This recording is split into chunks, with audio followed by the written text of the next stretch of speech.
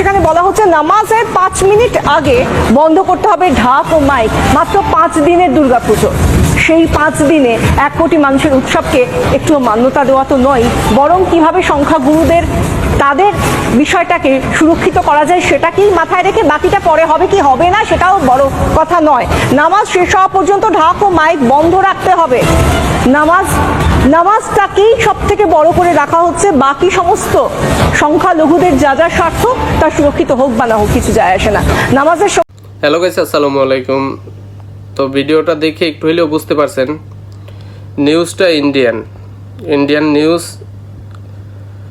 মহিলা তো মুসলিম না 100%, হিন্দু বা খ্রিস্টান হবে। তো হিন্দুদের যে উৎসব, যে ডাকডোল বাজায়, ওনারা যে পূজা করে, ওনাদের পূজা ডাকডোলে কিন্তু মুসলমানদের নামাজে অনেকটা ক্ষতি হয়। এটা হিন্দুরা নিজেরাও, বাংলাদেশে যারা হিন্দু আছে তারাও মানতে বাধ্য, তারাও স্বীকার করবে। এই মাঝখান থেকে ইন্ডিয়ান এক নিউজ, উনি যেই নিউজটা বানাইলো দেখে আর আমি নিজেও ঠিক থাকতে পারলাম না যে ওনার একটা ভিডিও বানানো দরকার।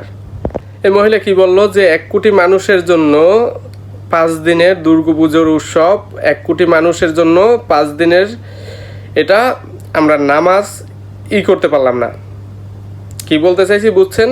তো ওনাদের জন্য আমাদের নামাজটা বন্ধ করে রাখা উচিত, উনি এইভাবেই কিছু বুঝাইতে চাইছে, ঠিক আছে? তো বাংলাদেশে যারা হিন্দু আছে, মুসলিমরা কিন্তু কোনো বাঙালির উপরে, কোনো বাঙালি হিন্দুর উপরে টর্চার করে না। যেই সবগুলো নিউজ বের হইতেছে এগুলো সবই ফেক নিউজ, এগুলো মিথ্যা কথা, বানোয়াট।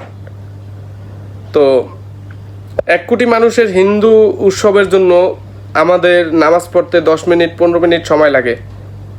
তোমরা সারাদিন উৎসব করতেছো, 10-15 মিনিটের জন্য মাইকটা বন্ধ রাখতে পারবা না? ডাকডোল বন্ধ রাখতে পারবা না? তোমরা যে সারাদিন ডোল পিটাইতেছো, তো আমরা তো যাই তোমাদের মন্দিরে বাধা দিতেছি না, যে ডোল পিটাইতে বাধা দিতেছি না। আমরা ভদ্রভাবে ভালোভাবে তোমাদেরকে বলতেছি যে এখন আমাদের নামাজের টাইম, এটা একটু বন্ধ রাখো, আমাদের নামাজ শেষ হইলে তারপর চালু করিও।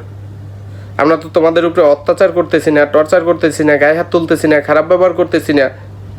শুধুমাত্র ডাকডোল এইটা নামাজের টাইমে 10-15 মিনিট। এই মহিলা আবার বলল যে আমরা যদি দাঁড়াই ঘুমাই হয়তো বা আমাদের অবস্থা এইভাবে হবে। তোমরা হিন্দুস্তান, তোমাদের রাষ্ট্র হিন্দু, তোমরা সব কিছু হিন্দু, ঠিক আছে? তোমাদের সাথে তো আমাদের মিল হবে না।